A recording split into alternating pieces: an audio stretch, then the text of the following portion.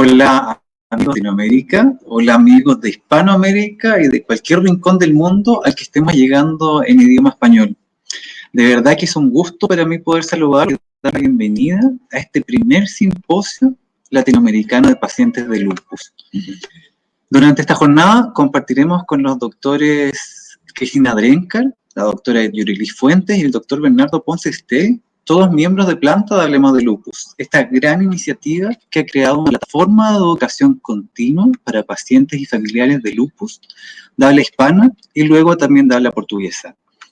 Hablemos de Lupus ha marcado un hito en el acceso a información confiable, oportuna y veraz para los pacientes de nuestro continente. Y se ha ganado el cariño y la admiración de muchos quienes lo seguimos y nos hemos hecho parte de alguna forma de toda esta gran comunidad. Hoy estamos en un primer simposio latinoamericano de pacientes de lupus. Primero, y lo recalco, el primero, porque esperamos de todo corazón que sea el primero de muchos, de tantos que después perdamos la cuenta de cuántos llevamos. La particularidad que hace sumamente especial a este primer encuentro de pacientes latinoamericanos de Hablemos de Lupus es que nace desde la invitación de Hablemos de Lupus a sumar voces de nosotros y de ustedes, de los pacientes y los familiares, las personas que viven el día a día de esta enfermedad en nuestros países. Algunos con mejor suerte que otros, algunos con mejores accesos que otros, pero el camino no es más distinto entre unos y otros. Hablemos de Lupus tuvo la iniciativa, como les cuento, de invitar a co-crear y coplanificar este espacio que vamos a disfrutar hoy, invitándome a mí, por lo que nuevamente y ahora en público les vuelvo a dar las gracias a Hablemos de Lupus. Algunos de ustedes ya me conocen, otros no, pero lo cierto es que yo no tengo lupus, sino que mi hermana tiene lupus. Yo tengo la fortuna y la gracia de no sentir los dolores de la enfermedad, de no ver mi cuerpo con los síntomas del lupus ni tener que tomar medicación para ella. Pero lo cierto es que nosotros, los familiares, llevamos un dolor dentro que no se ve, que ustedes como pacientes tampoco lo sienten, que es el dolor de la impotencia, de no poder hacer más para aliviar el dolor de quienes queremos y amamos y sufren por esta enfermedad. Pero Hablemos de Lupus no solamente me invitó a mí, sino que tengo que contarles que eligió un equipo de lujo que estuvimos trabajando por muchos meses juntos. Invitó a dos amigas muy queridas y a quienes tengo la oportunidad de conocer en vivo, a cada una de ellas, y tuvimos la oportunidad de conocernos los tres y compartir los tres allá por el 10º Congreso Mundial de Lupus que se llevó a cabo en Buenos Aires, Argentina, en mayo del 2013.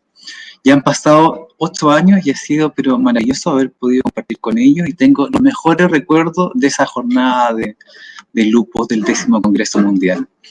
Hoy vamos a compartir con Teresa Catoni, una persona con lupus, una excelente persona con lupus, hay que decirlo, una gran amiga argentina. Teresa es presidenta de ALUA, la Asociación de Lupus Argentina, que ha sabido conducirla magistralmente durante muchos años, con dedicación, con inteligencia, con mesura, pero sobre todo con cariño, que es lo que más desborda Teresa. También vamos a estar con Laura Tie, desde Puebla, México. También es una persona con lupus y también es una gran persona con lupus. Una gran amiga mexicana, ella es escritora y es directora de LEM, el Centro de Producción de Lecturas, Escrituras y Memorias de México, y una activista en favor de las personas con lupus en el continente. Quiero también mencionar a Cecilia Segray, de Posadas, Argentina, y miembro de Lupus Misiones, que nos acompañó en los primeros pasos de esta invitación, pero por razones personales tuvo que retirarse. Desde Buenos Aires, desde Puebla y desde Santiago de Chile tratamos siempre de seguir las primeras ideas de esta actividad que cumplimos desde un inicio con Cecilia, representar las necesidades e inquietudes de nuestros pacientes y familiares de lupus. Fue un trabajo de meses que hoy se materializa por fin y se concreta en sus pantallas, que esperamos que disfruten porque está hecho a pulso y a corazón, jugando con las tuvimos que jugar durante todo este tiempo con las diferencias horarias, con los cambios de horas de cada país, pero donde siempre nos pudimos comunicar con el cariño y el respeto que nos tenemos unos a otros. Con Teresa y Laura iremos teniendo una jornada en que estaremos compartiendo con doctores invitados que lo más probable es que también conozcan de otros eventos anteriores de Hablemos de Lupus, porque son colaboradores incomparables. Vamos a estar con la doctora Isabel Acosta, la doctora Gloria Vázquez y el doctor Amadeo Posto. Hoy vamos a escuchar una mixtura de acentos y distintas formas de hablar nuestro idioma español, pero centrados en el lenguaje universal del cariño y del amor para quienes viven con lupus. El éxito de esta jornada no se va a medir en cuántas personas lo vayan a ver, en cuántas personas podamos llegar a través de las redes sociales o en cuántos likes vayamos a recoger, sino que con Teresa y con Laura sabemos y entendemos que el éxito de esta jornada va a estar en que ustedes, desde casa, viviendo con lupus, en calidad de paciente o en calidad de familiares, se sientan representados en las temáticas presentadas y sobre todo puedan resolver dudas e inquietudes para que cuando acabe este encuentro y se termine la transmisión y se corte la pantalla, puedan quedar mejor informados de la enfermedad de lo que estaban al llegar. Y quiero recalcar una cosa al cerrar y al terminar estas palabras. Esto no está hecho para lúpicos, esto está hecho para personas con lupus y sus familias. Nunca olvidemos eso. Bienvenidos todos, que disfruten este evento y le doy la bienvenida y el pase a mi amiga Teresa Catori.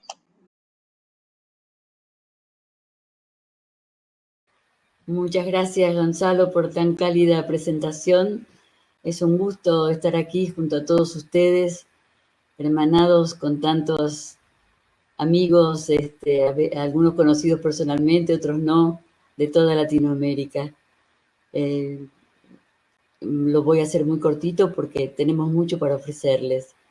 Voy a presentar seguidamente a la doctora Gloria Vázquez, que es médica reumatóloga de la Universidad de Antioquia de Medellín, Colombia, quien estará a cargo de la primera charla, ¿Cómo enfermamos? Buenos días a todos. Estoy muy orgullosa de participar en este primer simposio latinoamericano de Hablemos de Lupus para conmemorar el Día del Lupus Eritematoso Sistémico. Me asignaron un tema que me interesa profundamente, es entender cómo enfermamos y vamos a tratar de comprender el proceso. Entonces, no tengo ningún conflicto de interés con el contenido de esta charla. Muchas de ustedes se han preguntado qué es lupus eritematoso sistémico y posiblemente sus doctores les han explicado que se trata de una enfermedad autoinmune. Pero, ¿qué es una enfermedad autoinmune? Entonces, podemos decir que el sistema inmune está compuesto por un número diferente de células, cada una de ellas con una función en especial.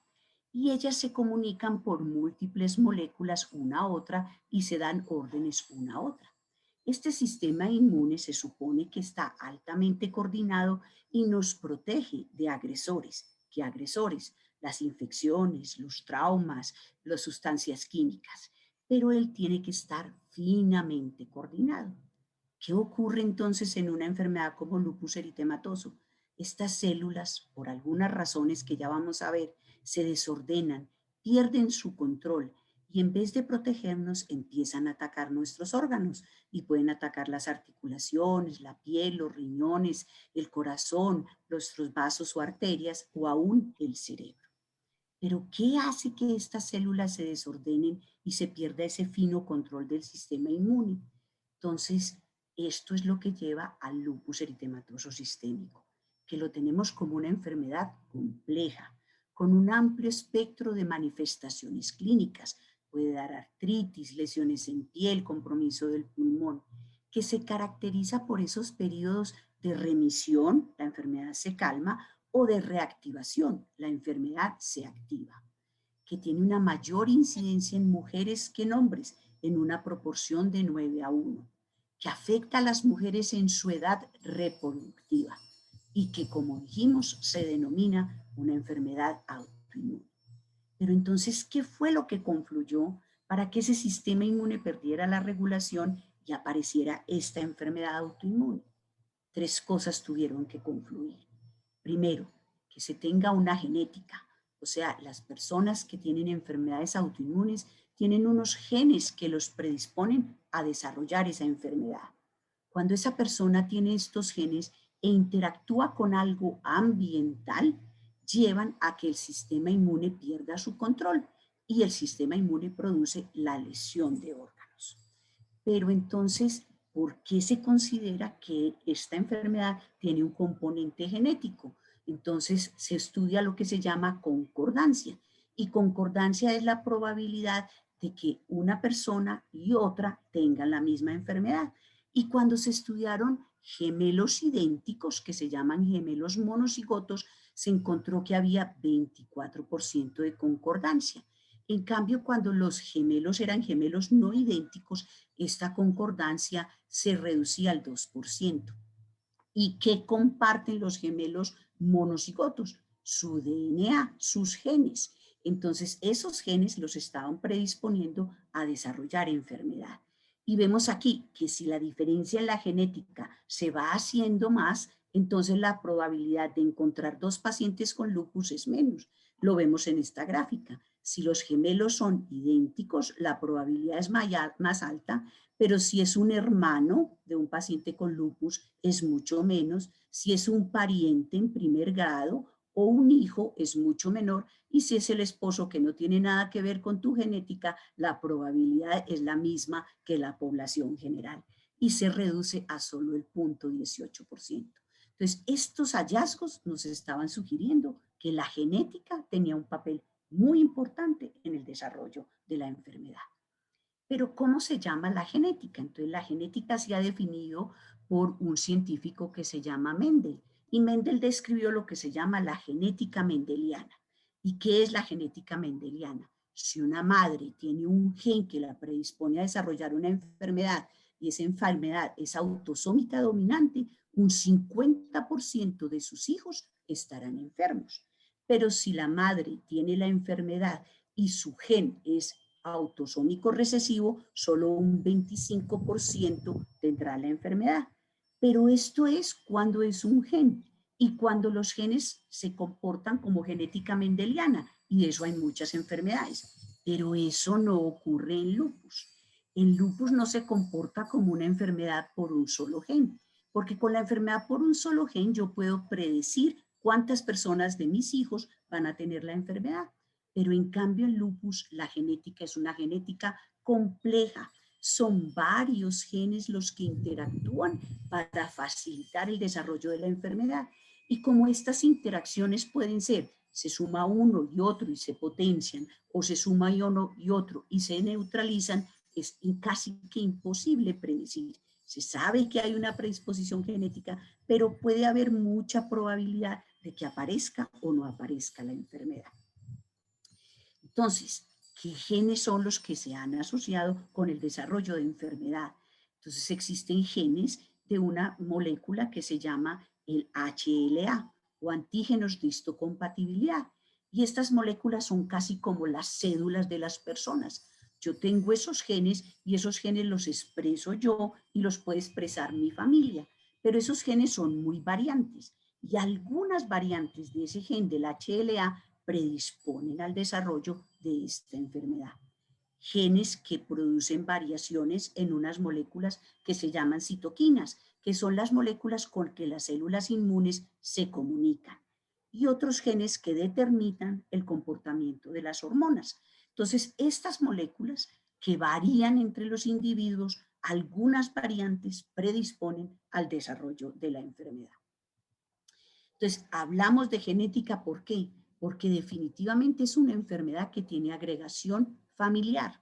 5 a 13% de los pacientes con lupus tienen un familiar en primero o segundo grado con lupus. ¿Y qué comparten las familias? La genética. Y como dijimos, los gemelos monocigotos tienen una probabilidad de concordancia del 24%, en cambio los gemelos disigóticos, o sea, de mellizos no idénticos, solamente del 2%.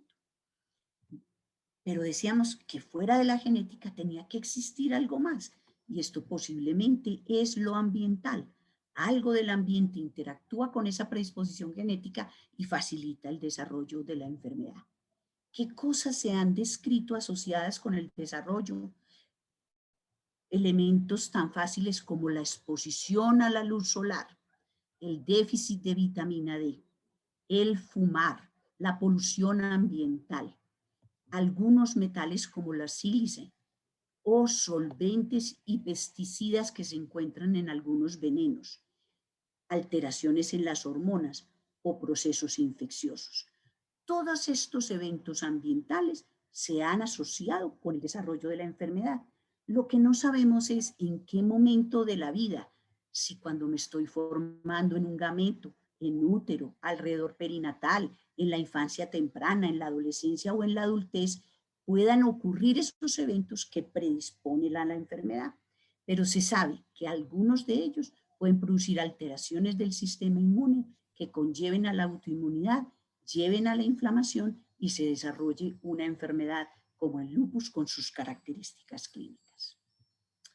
Pero, ¿qué produce el ambiente, esos eventos de los solventes, el fumar, los tóxicos, la polución ambiental y la genética?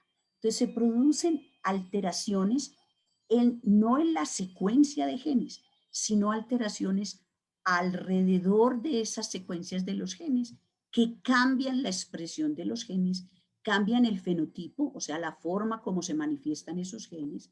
Esos cambios, algunos pueden ser heredables y no dependerá esa herencia de la secuencia del DNA. Esos cambios producidos por el ambiente alrededor de las secuencias del DNA se llaman cambios epigenéticos. Muy bien, y entonces, ¿en qué consisten esos cambios epigenéticos? Podemos ver aquí estos hilitos azules, es tu DNA, son los genes, lo que determina qué eres. Pero pueden haber cambios en la metilación, en la acetilación, o sea que se les pegan sustancias químicas a esos genes y hacen que se apaguen o se prendan esos genes. Entonces, si los genes que se prenden son de inflamación, van a dar enfermedad. O si los genes que se apagan eran para controlar el sistema inmune, también va a dar enfermedad. Y no solo cambios aquí en el DNA, sino en unas proteínas que se llaman las histonas, también sufren cambios de acetilación o metilación y ellas enrollan o apagan los genes o los prenden. Entonces, dependiendo cómo se comporte eso, estos cambios químicos de metilación y acetilación pueden ser inducidos por eventos ambientales, solventes, químicos, nutrición o procesos infecciosos y determinarán cómo se prendan o se apaguen tus genes.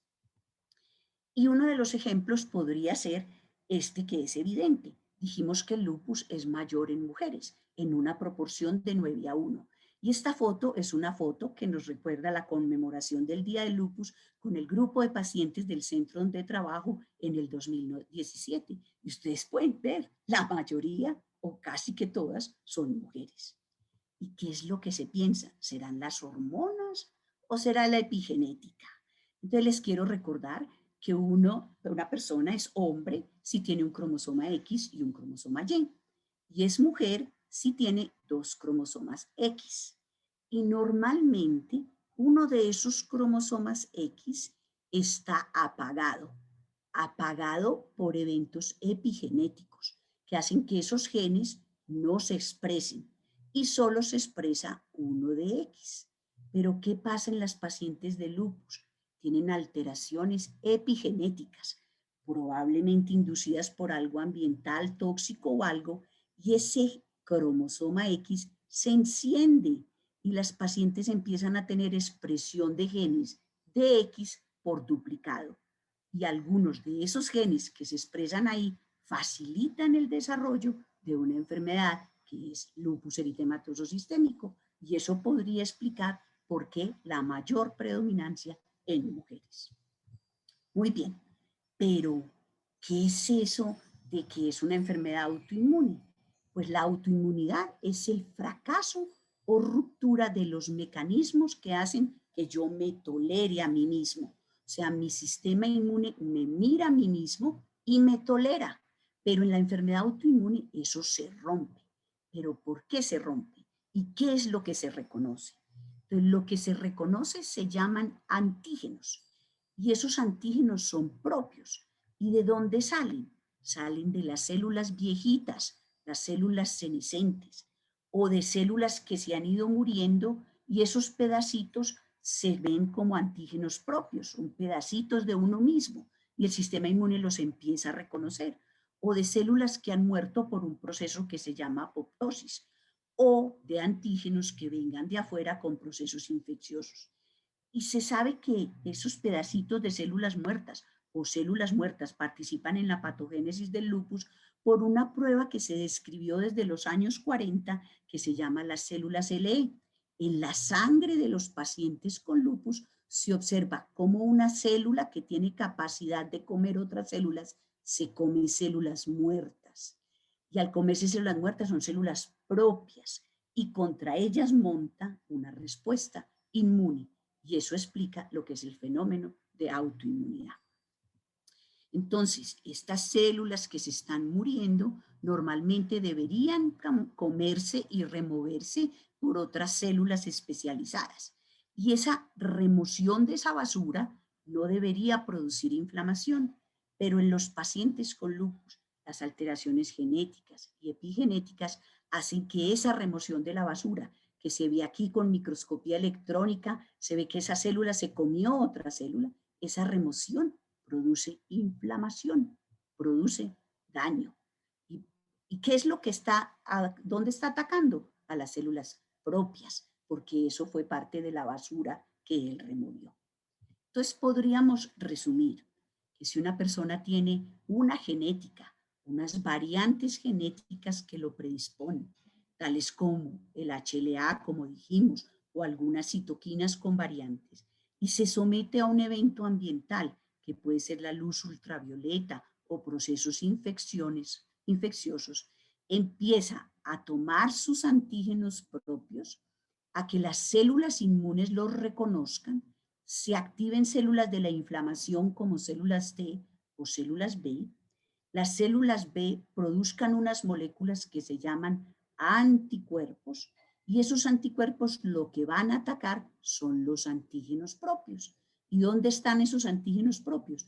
En mis órganos, como la piel, como el riñón, como el pulmón o el sistema nervioso central o las articulaciones. Y al llegar estos anticuerpos con el antígeno, esto se llama complejos inmunes, a depositarse en esos tejidos, producen una inflamación crónica y daño de órgano. Y eso es lo que vemos reflejado en la clínica de nuestros pacientes. Espero entonces haberles contado el pasado, lo que conocemos hasta el presente, y esperamos en un futuro conocer mucho más e investigar, entender más los eventos que ocurren en esta enfermedad y poder ofrecerle más a nuestros pacientes. Mil gracias. Que apasionan y que para nosotros tienen como un gran misterio, ¿no? Uh-huh. Sí, es verdad. Es difícil a veces comprender. Uh-huh. Esta importancia, ¿no? de los genes, porque a veces uno piensa que está en manos de esta predisposición genética, pero por lo que se puede inferir debe haber otros mecanismos, ya que no es un solo gen, ¿no? el que está involucrado. Entonces, la idea de lo que trataba de explicarles en el video era que para el desarrollo de lupus, que es una enfermedad autoinmune, confluyen posiblemente 3 eventos. Y esos eventos son un componente genético que interactúa con algo ambiental, y esas dos cosas llevan a una disregulación del sistema inmune.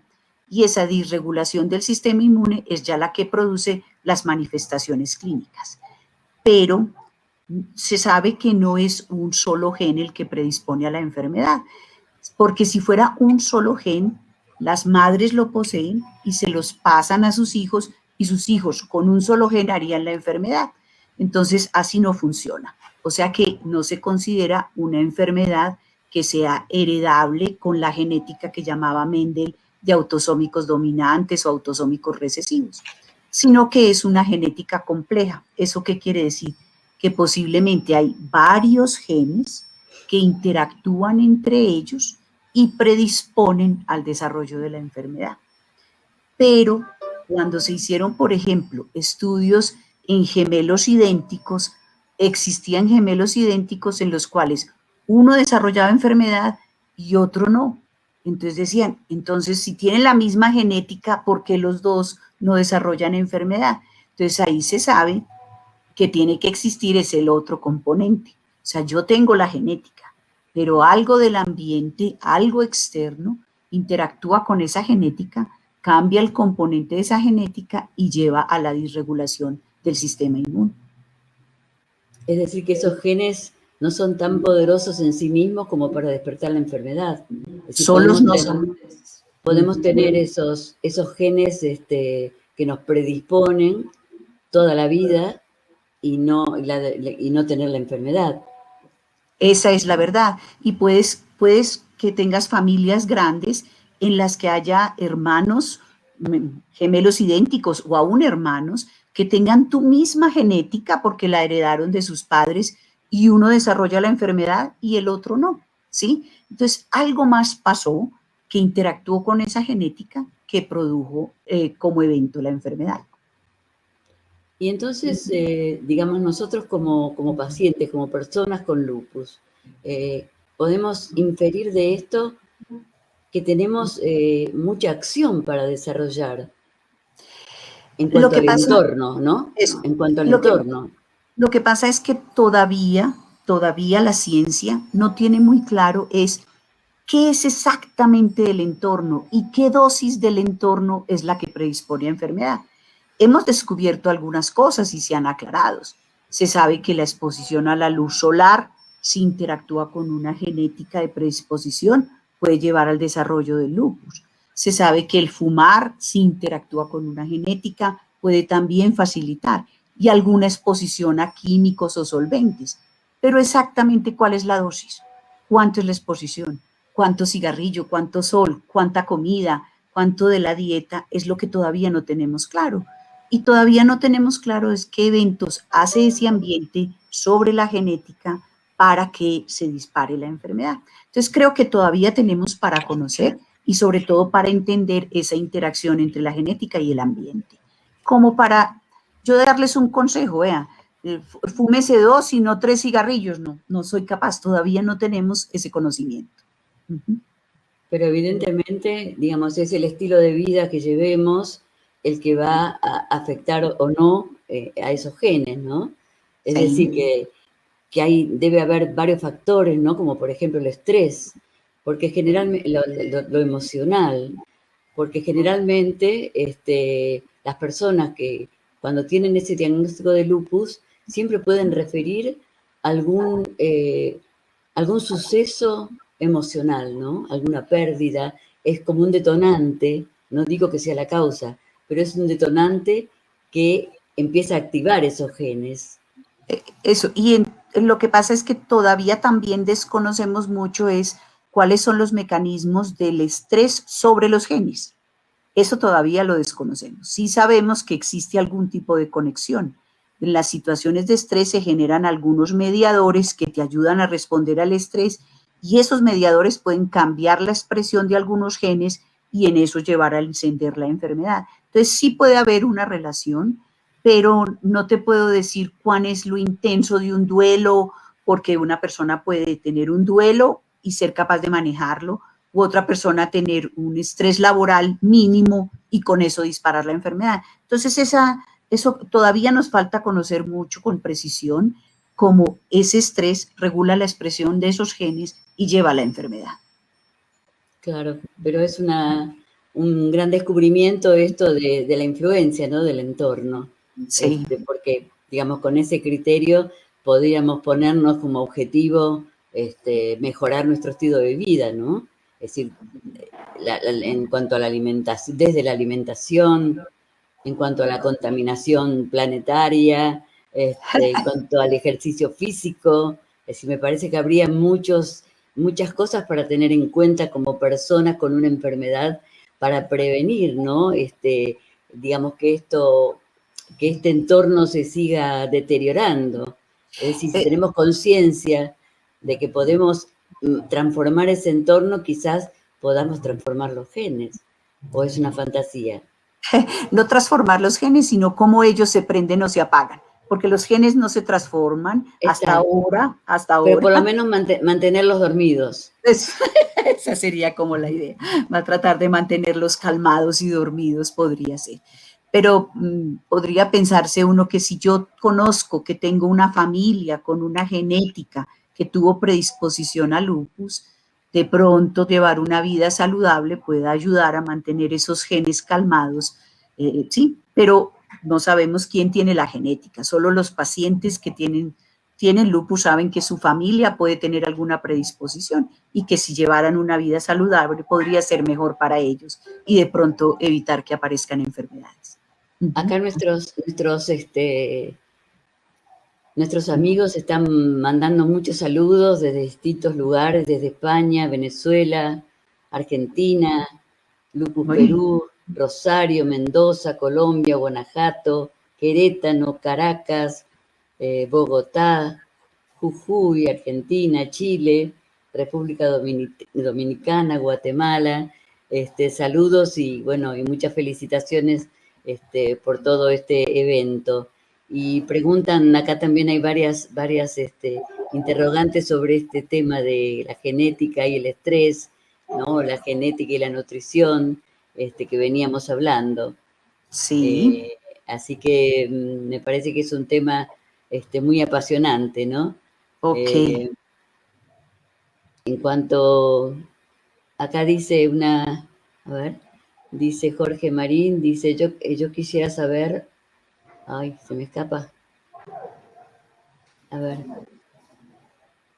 Quisiera saber algo, dice, en mi familia nadie ha tenido lupus y a mí hace poco me lo descubrieron. Ok.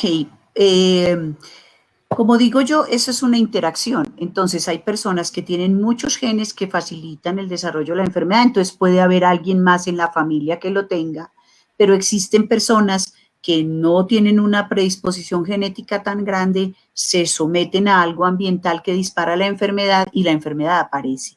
O sea, por eso digo yo que son los dos elementos y uno puede pesar más que otro. Entonces, habrá familias en las que hay varios miembros o habrá personas que no tienen a nadie, pero algo ambiental de pronto puede haber disparado la enfermedad. Acá dice Yasmín Calva, dice, doctora, hace menos de un mes, perdón, pero pasa muy rápido, hace menos de un mes me dieron un primer diagnóstico de LES, sin embargo me siento sana, no enferma, con este antecedente. Quisiera saber si existe algún síntoma recurrente, es decir, continuo. Tal vez entiendo la pregunta es si algo te puede hacer pensar que si realmente tienes lupus o no. Pues el lupus tiene múltiples manifestaciones que comprometen la piel, las articulaciones, o un compromiso renal, o al daño de algún otro órgano. Entonces tendrías que estar muy pendiente de si esos síntomas aparecen o no, y hacer visitas frecuentes para que tu médico establezca si hay algún compromiso de esos y poder establecer y clarificar si realmente tienes lupus o no. Acá Fernanda Sandoval dice, ¿qué dicen los estudios sobre el diagnóstico del lupus en edad infantil? ¿Su desarrollo es el mismo que cuando se detecta a la edad adulta? Es bien interesante porque pareciera que si el lupus se presenta en la edad infantil, tuviera más componente genético que cuando se presenta en la edad adulta, ¿sí? Entonces, posiblemente hay una mayor predisposición genética en los niños que en los adultos a desarrollar la enfermedad. Y quizás en ese caso, por ejemplo, pueda influir, digamos, el entorno, digamos, que ha afectado a los padres, digamos, que eso se pueda transmitir, ese antecedente de los padres. A ver, Teresa, esa es una pregunta muy interesante porque existe un término que lo tenía como en las diapositivas que se llama la epigenética. Entonces, la epigenética significa, es eso, lo que estamos diciendo, es cómo el ambiente puede cambiar la expresión de los genes. Y se ha tratado de demostrar que esos cambios que se inducen se puedan heredar. Entonces, si mi padre o mi madre estuvo sometido a algo ambiental y cambió el comportamiento de esos genes, yo de pronto pueda heredar el comportamiento de esos genes. Pero eso también, cuánto pesa en el desarrollo del lupus, está por demostrarse. Pero digamos que hay como una luz en ese sentido, ¿no? Sí. Todo va apuntando sí. a varias certezas, me parece. Sí, señora, esa es la idea. Por eso hay que seguir trabajando en entender esta enfermedad. Muchas cosas hay por hacer. Bueno, a ver acá. Si yo tengo LES, dice Nancy Martínez, ¿cómo se puede prevenir que alguien más en mi familia lo desarrolle? Hermanos, sobrinos, primos. Lo que decíamos es, si alguien en la familia tiene lupus, posiblemente tu familia tenga alguna genética que lo pueda predisponer. Y en este momento yo no te puedo decir ni cuál es la fórmula mágica, pero de pronto llevar una vida saludable puede ayudar a que no se presenten este tipo de enfermedades. ¿Qué tipo de cosas saludables podemos recomendar en este momento? Sería la exposición a la luz ultravioleta, controlarla, ¿sí? Evitar el cigarrillo, evitar la exposición a ciertos químicos como el sílice o algunos de estos químicos que se usan para algunos procesos de manufactura. Entonces podría tener alguna relación, entonces podría tratar de evitarse eso si se sabe que de pronto hay alguien que genéticamente pueda tener una predisposición. Bueno, acá hay varias preguntas en ese sentido, ¿no? Dice, ¿qué recomendaciones en la alimentación pueden contribuir a disminuir la sintomatología, dolor articular, inflamación, etcétera, ¿no? Ok, con la única cosa que hay como una evidencia es con una hierbita que es comestible, que es la alfalfa, y la alfalfa parece que contiene una sustancia que puede ayudar a que el sistema inmune se active. Entonces, en una persona con lupus que pueda tener su enfermedad tranquila, si consume alfalfa puede tener algún tipo de reactivación. Pero la alfalfa no ha demostrado que desarrolle la enfermedad, sino que si la persona tiene lupus puede reactivarla. ¿Ok? De acuerdo. Muy bien. Dice Milagros Rivera, yo tengo lupus y mi hija sufre de anemia. Ella tiene 21 años. ¿Podría estar relacionado? Debes clarificar con el doctor que trata a tu hija qué tipo de anemia es. Si la anemia tiene una explicación de otro origen, posiblemente descartarías que sea un lupus, pero si la anemia no tiene una explicación, podría considerarse que podría ser una primera manifestación de la enfermedad, pero eso lo debe clarificar el doctor que está viendo tu hija. Vicky Torres dice, buenas tardes, desde México. Quisiera saber si hay algún estudio que relacione el síndrome de Sjögren con lupus, ya que a mi madre le han tratado por 4 años por Sjögren, pero ahora el mismo doctor cambió su diagnóstico a lupus. ¿Existe cierta lógica en eso? Sí existe cierta lógica, porque el lupus y el síndrome de Sjögren son dos enfermedades muy semejantes, muy parecidas. Entonces puede dar un diagnóstico confuso al principio. Y además, los pacientes con lupus eritematoso sistémico pueden tener asociado síndrome de Sjögren. Entonces, entre ellas dos es muy frecuente que se encuentre juntos o que uno se confunda con el otro. Eso ocurre frecuentemente. Perfecto. Bueno, todos tienen estas inquietudes, ¿no? Marta Bose dice, mi mamá tenía artrosis, una hermana tiene esclerodermia, ¿tiene que ver todo eso para tener lupus? Entonces, a ver, las enfermedades autoinmunes, como pueden tener todas ellas una genética parecida, pero después tener formas de presentación diferentes. Entonces, en una familia puede ser que alguien tenga lupus, que alguien tenga esclerosis sistémica o que alguien tenga Sjögren o antifosfolípidos, porque todas pueden tener en común alguna genética en común. Entonces, manifestarse de diferentes formas, pero tener una genética común. Entonces, puede ocurrir que varios miembros de una familia tengan diferentes enfermedades autoinmunes. Es decir, que tiene que ver la predisposición genética, pero también el entorno que comparten. Sí, también puede tener. Bueno, puede tener que Mamá Flo Blanquería dice, desde Argentina, tengo lupus desde el 2002. ¿Qué alertas tengo que tener en cuenta para sospechar si mis hijos tienen lupus? La única cosa sería que tuvieran manifestaciones clínicas, de resto no más, porque para establecer un diagnóstico de enfermedad tienen que tener algún tipo de manifestación clínica. Perfecto. No sé cuánto tiempo me queda. Si me pueden indicar. Sí, si alguien nos puede indicar cuánto tiempo nos podemos alargar. Por favor.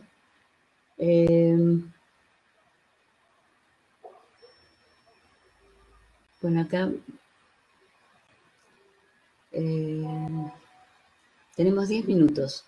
Ok, muy bien. Así que bueno, podemos seguir desarrollando esto.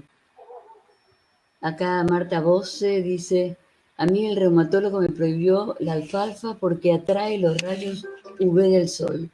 ¿Es eso? No, ella tiene una sustancia química que activa el sistema inmune. No es que atraiga los rayos, sino que ella misma tiene una sustancia. Pero sí, la alfalfa es mejor no consumirla definitivamente. Bueno. De pronto, en parte de la charla, tenía una diapositiva en que se han asociado los solventes orgánicos. Entonces hay que tener cuidado con los solventes orgánicos. En familias donde haya predisposición a solventes. ¿Y qué son solventes orgánicos? ¿Y en qué las mujeres usamos solventes orgánicos? En despintarnos las uñas usamos solventes orgánicos. Y con los desengrasantes de los fogones y eso, también usamos solventes. Y con los solventes parece haber una asociación para el desarrollo de lupus. Claro, los químicos, ¿no? También hay productos cosméticos que utilizan, ¿no? Pero con los cosméticos han sido muy precavidos, pero por ejemplo, un solvente que se usa muy frecuentemente es el con que se despintan las uñas. Pero con los cosméticos se tiene mucho cuidado. La industria cosmética tiene mucho cuidado con exponerse a algún tipo de químico que sea tóxico o que tenga algún efecto. Erika Saldaña dice, hola, tengo lupus discoide. ¿Qué probabilidad hay de que se vuelva lupus sistémico? Es una buena pregunta porque el lupus discoide se puede quedar ahí, pero sí existe una probabilidad de que migre. Yo diría que esa probabilidad puede ser como de un 10%. Entonces podrías hacer unos controles frecuentes a ver. Pero después de un tiempo, si no ha pasado a lupus eritematoso sistémico, posiblemente se va a quedar solo como lupus de la piel. Pamela Maidana Ojeda dice, consulta, tengo LES desde hace 12 años, DNA activo hace 2 años, ya pasé por una biopsia de riñón, pero no tengo ninguna afección, solo me dan dolores como reumáticos, cansancio, sigo tomando hidroxicloroquina, metotrexato, ¿necesitaría algún estudio nuevo? Es muy difícil si uno va a hacer una evaluación. Prefería que le preguntaras a tu doctor cómo está tu lupus y qué otro tipo de evaluaciones necesitarías para saber cómo estás. Bueno, y vamos por las 2 últimas preguntas. A ver, acá hay muchísimos saludos. Muchas gracias a todos los que nos están acompañando. Hay una pregunta que me parece muy interesante y la alcanzo yo a ver desde aquí. Qué pena, sí. Teresa, te robo ahí, que me parece una pregunta muy difícil. ¿Qué es vivir una vida saludable? Eso no tenemos una definición clara. La única cosa que yo podría decir es que es una vida en que tu dieta permita mantener un peso adecuado, ¿sí? Que no te expongas a químicos, que no se consuma muchísimo licor ni cigarrillo. Esos son pequeños detalles, pero no tengo una definición clara de qué es vivir una vida saludable. Ahí es donde estamos buscando cuál es el punto perfecto para esa vida saludable.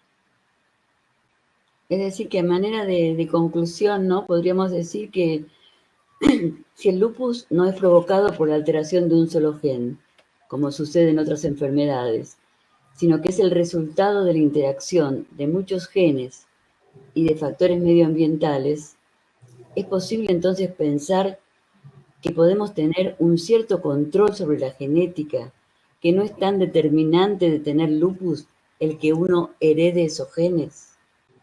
Lo que pasa, Teresa, es que no podemos todavía conocer cómo manipular esa exposición ambiental. Eso todavía no lo tenemos claro. Cuando lo tengamos claro, posiblemente, cuando sepamos qué elemento de la dieta podamos manejar o algo, pero hacia allá vamos, hacia entender cómo podemos de pronto controlar esos genes, cómo apagarlos o prenderlos por la dieta, por alguna cosa o algún evento y poder manipular eso, pero todavía no lo tenemos claro. Bueno, vamos por ese camino tan promisorio, ¿no? Sí. Que nos trae mucha esperanza. Bueno, muy bien. Porque es mucho lo que podemos hacer de nuestro rol de pacientes, ¿no? Okay. Sí, señor. Bueno, le agradecemos muchísimo, doctora Gloria Vázquez, ha sido muy interesante.